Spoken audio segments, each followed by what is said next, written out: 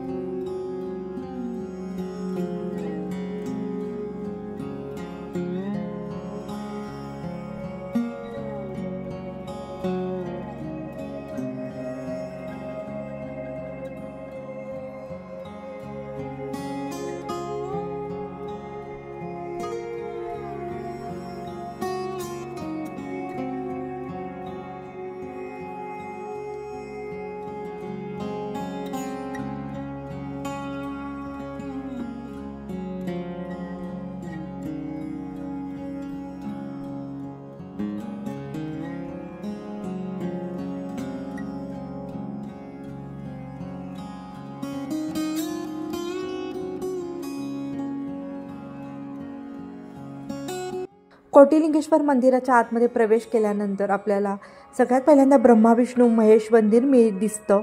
त्याचबरोबर त्यानंतर तिरुपतीचं मंदिर आहे, गणपती मंदिर आहे, राम लक्ष्मण सीता पार्वती देवीचं मंदिर आहे, त्याचबरोबर मारुतीचं मंदिर आहे. आतमध्ये गेल्यानंतर ब्रह्मा विष्णू महेश यांच्या मंदिराच्या बाहेर एक मोठं शिवलिंगाचं फूल असलेलं एक झाड आहे, मोठंच्या मोठं. त्याला अशा पद्धतीने दोरे बांधलेले आहेत, पाळणे बांधलेले आहेत. लाकडी पाळणे असतात, त्याच्यामध्ये छोट्याशा प्लॅस्टिकच्या बाहुल्या असतात आणि आपली मनातली इच्छा मनोकामना, जर तुम्हाला मूल हवं असेल तर ती इच्छा व्यक्त करून त्या झाडाला नवस बोलला जातो बांधून, आणि ती इच्छा पूर्ण होते असं म्हटलं जातं. आणि तिथे भयानक अशी गर्दी होती. खूप सारे पाळणे असे बांधलेले होते की ज्यांना नवस पूर्ण झाल्यानंतर ते बांधायला येतात आणि असे पाळणे बांधलेले असतात.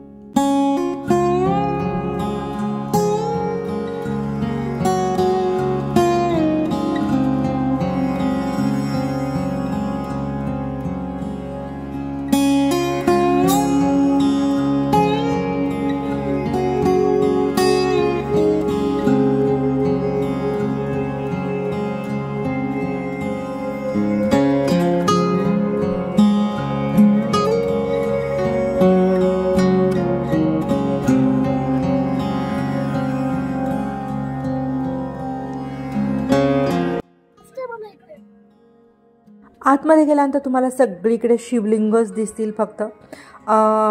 तर इथे आता आपण आलेलो आहोत जिथे सगळ्यात मोठा विशाल नंदी आहे, आणखी मोठी विशाल अशी शिवलिंगाची पिंड आहे. तर ही जी शिवलिंगाची पिंड आहे ती 108 फूट उंचीची भव्य शिवलिंग पिंड आहे. ही जगातील सर्वात उंच शिवलिंगांपैकी एक मानली जाते. त्याचबरोबर समोरच जो नंदी दिसतोय त्याची 35 फूट उंचीचा नंदी आहे आणि जो खूपच आकर्षक आणि भक्तांचे लक्ष वेधून घेणारा आहे. आतमध्ये एक फोटोग्राफर पण आहे की जो इमिजिएटली आपला छान असा फोटो काढून आपल्याला लगेच प्रिंट करून पण देतो. साधारण चार्जेस त्याचे एका फोटोचे 100 रुपये आहेत. आम्ही इथे फोटो काढलेला होता. पुढे तुम्हाला व्हिडिओ क्लिपमध्ये छोटीशी दिसेल की आम्ही त्याच्यामध्ये फोटो काढलेला आहे. साधारण पूर्ण कोटिलिंगेश्वर मंदिराचा आतला परिसर आहे तो सगळा फिरून छान बघेपर्यंत साधारण 3 तास कसे जातात कळत नाही. तुम्ही बघू शकता इथे फोटो आम्ही काढलेला आहे आमच्या फुल फॅमिलीचा. खूप सुंदर असा प्रिंट करून आम्हाला तो दिलेला आहे। आणि सगळ्यात महत्त्वाची टीप सांगायची झाली, जर खूप ऊन लागत असेल तर इथे आतमध्ये फरशीवरून चालताना पाय खूप पोळतात, भाजतात, तर त्यासाठी ना एक पांढरा पट्टा कलर म्हणजे पांढरा कलर देऊन ना आखलेला एक पाथवे आहे, त्याच्यावरून जर चाललं तर आपले पाय कमी पोळतात। आणि तुम्ही आतल्या बाजूला थोडंसं गेला तर अजून एक नंदी आणि शिवलिंगाची भव्य दिव्य अशी आपल्याला मूर्ती दिसते। खूप छान असं कलरफुल त्यांनी कलरिंग करून पण छान मंदिरं सजवलेली आहेत। दिसायला खूप मोहक दिसतं, आकर्षक दिसतं, आणखीन खूप छान मन प्रसन्न होतं।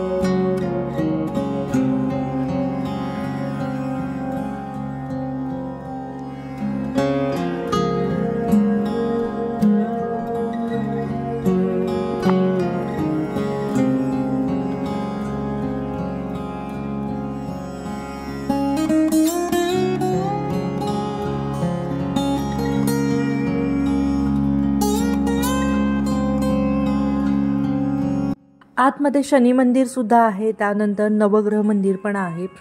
तुम्हाला सगळ्या देवांचं एकाच ठिकाणी दर्शन नक्कीच होऊन जातील। आम्ही संपूर्ण सगळं 3 तासाचं संपूर्ण सगळं फिरून बघितल्यानंतर आम्ही परत निघालेलो आहोत। जाता जाता एका छान हॉटेलमध्ये डोसा खाल्लेला आहे आणि आमचा परतीचा बेंगलोरला जाण्याचा प्रवास सुरू झालेला आहे। तर तुम्ही जर कधी कर्नाटकात आलात तर कोटिलिंगेश्वरच्या ह्या शिवलिंगाच्या देवस्थानाला भेट द्यायला नक्कीच विसरू नका। हा व्हिडिओ आवडला असेल तर व्हिडिओला लाईक करा, शेअर करा। थँक्यू, धन्यवाद।